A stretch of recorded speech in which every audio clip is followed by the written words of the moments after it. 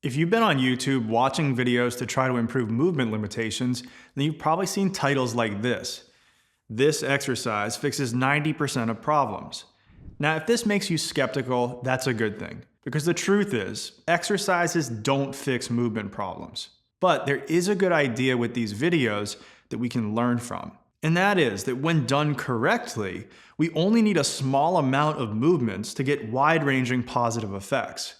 So it isn't the exercises themselves that we need to focus on, but rather the skills that we bring to and get from doing them. So in this video, I'm not going to be showing you the one exercise, but instead I'll be showing you the one foundational movement skill that when you can apply it across the board, results in the most profound positive changes across the entire body. We'll review what this skill is and then go through a 4-step exercise progression to build this from the ground up. So without further ado, let's go ahead and jump right in.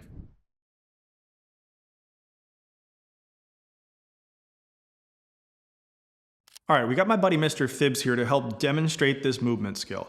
But first, let's talk about something that I call the 90-10 principle of movement limitations. If you've heard the 80-20 rule before, it says that 20% of the actions cause 80% of the favorable outcomes. And we're just taking that one step further, and we're saying that 10% of the foundational movement skills result in 90% improvement in movement limitations. And this skill of stacking the head, ribcage, and pelvis is definitely one of those skills. Now, the reason this skill is so effective at improving movement limitations is because it addresses the two most common causes. And those causes are a loss of position and a loss of pressure.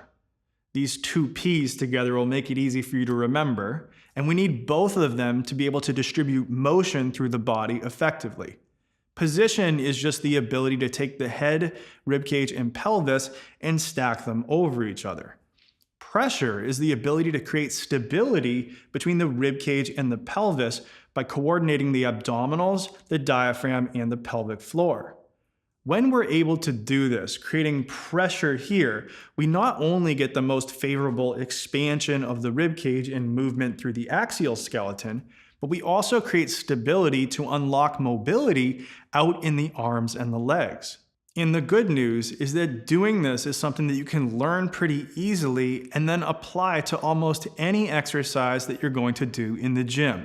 Now, before we jump into the exercises to build this skill from the ground up, let's just look at the alignment that we're after and the normal compensations that usually get us out of position.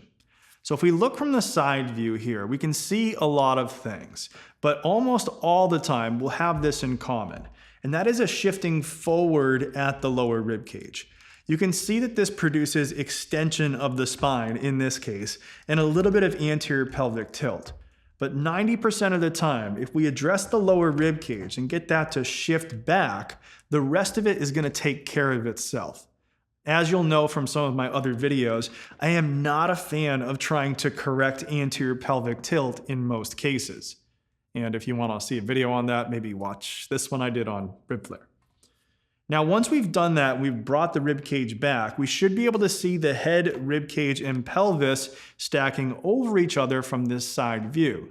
In the feet, we should notice we're not in the heels, we're not in the toes, but we're somewhere in between in the midfoot.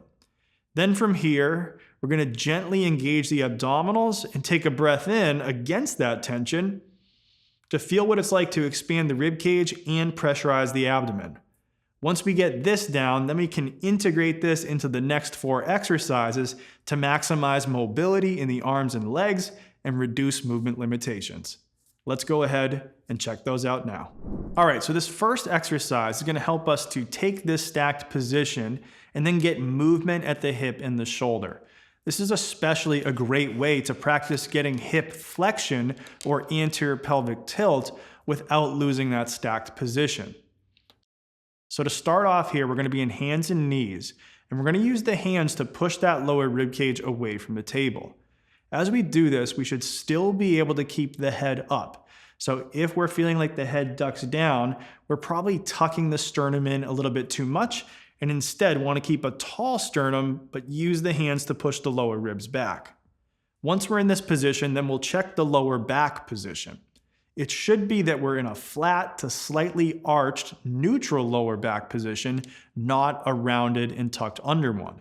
So if you are tucked under, make that adjustment back to neutral and then double check the rib cage and make sure you didn't lose it. Once you have the head, rib cage, and pelvis all in a neutral position, then we'll add the pressure cue. We're going to do a long exhale, gently drawing in the abdominals. Once we feel them drawn in, then we're going to take a breath against that tension and feel some increase in pressure in the abdominals, as well as slight expansion in the rib cage. Then, from this position, maintaining that pressure, we're going to use the hands to push the body back. As we're pushing the body back, we're going to relax the hips and go only as far as we can without rounding the lower back and without allowing those lower ribs to thrust forward. We'll pause in whatever position that is, relax the hips a little bit more, and then return back to the start. We'll then go through that same series of cues, double checking the position and the pressure, then using the hands to push back as far as we can without rounding the lower back, pausing a few seconds, and then returning to the start. Once you have a good feeling of this, then we're going to get into an upright position and reinforce this skill in the lower body. All right, so for exercise number 2, we're going to reinforce what we just learned in exercise number 1 and make sure we have a good stacked position between head, rib cage, and pelvis and move primarily through the hips as we hinge. Now, the most common mistake that I see when people go to hinge is that they initiate by thrusting the lower ribs forward to be able to move the upper body towards the ground. This forward motion at the lower ribs often causes an equal and opposite of rounding in the lower back and tucking under of the pelvis as they move back into the hinge. So to fix this, we need to get lower ribs back and stack head, rib cage, and pelvis. Establish pressure in the abdomen by exhaling, then inhaling against the abdominal tension. And then this is the most important part. We need to hinge back through the hips only without thrusting those lower ribs forward. Now to do this, I recommend that you use a weight. If you hold that weight in front of you as you begin to hinge back, you can then let your arms wrap around. Your arms wrapping around will make it a little bit easier to draw your rib cage backwards in space. Then, as you do this, I'm going to have you pull the arms in slightly towards you to engage your lat muscles. Engaging your lat muscles is going to make it a little bit easier for you to feel anterior tilt of the pelvis and slight lumbar extension. Once you have this from the partial hinge, then you're going to simply sit your hips back even further and attempt to come down as low as you can without losing that shape or that pressure strategy.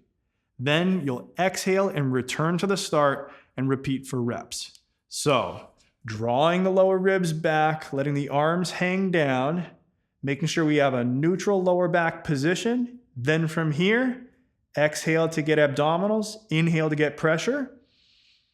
Continue that inhale as we go backwards by sitting the hips back only, pausing at the bottom, then exhaling to return to the start. All right, so exercise number 3 is a pullover. This is going to help us to restore motion in the upper rib cage and shoulder. When we're limited here, often we'll compensate by pushing the rib cage forward and arching through the mid-back. This can help us to fake motion in this area, and over time, if we do that again and again and again, sometimes it gets hard to access it. So to correct it, we're going to bring the lower ribs back, which means that as we go overhead, it's going to force these upper ribs to come up and back, and it's going to help us improve movement at the shoulder rather than compensating at the lower rib cage.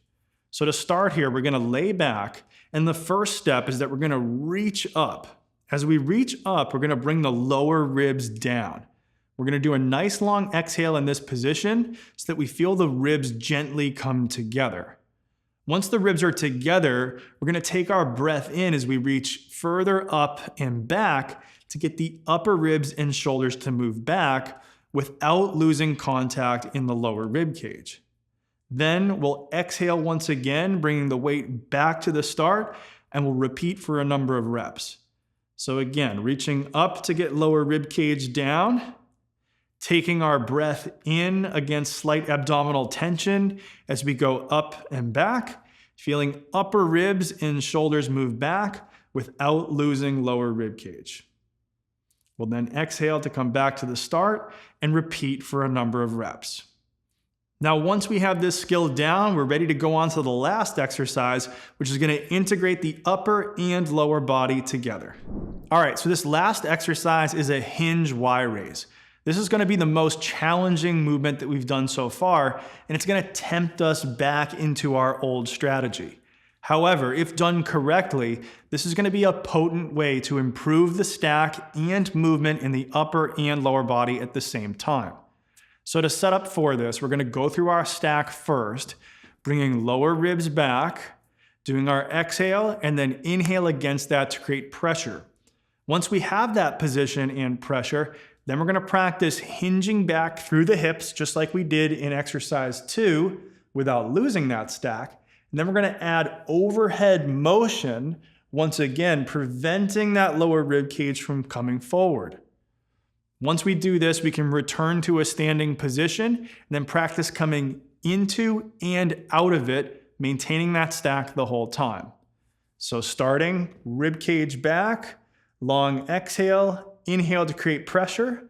We have position and pressure. Then we're going to inhale as we hinge back and reach the arms overhead, maintaining that stack the whole time. We'll pause in the bottom position, then exhale to return to the start. We can do a couple more reps here. Inhale back, hinging at the hips, reaching overhead simultaneously while maintaining that stack. All right, so there you have it. That's the stack, and if mastered, this will improve 90% of movement limitations. As you saw with our exercise progression, we started with movements that made it easier to master this skill, and then brought it up into exercises that were harder. If you like this approach, this is exactly what I do in a very easy step-by-step progression inside of my movement foundations programs.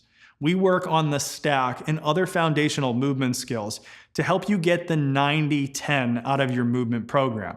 So if you're interested in that, go down to the link in the description, check those out. Let me know if you have any comments, like the video, subscribe, all those things to help the algorithm, help me, help more people. And as always, thanks for watching. Until next time, peace.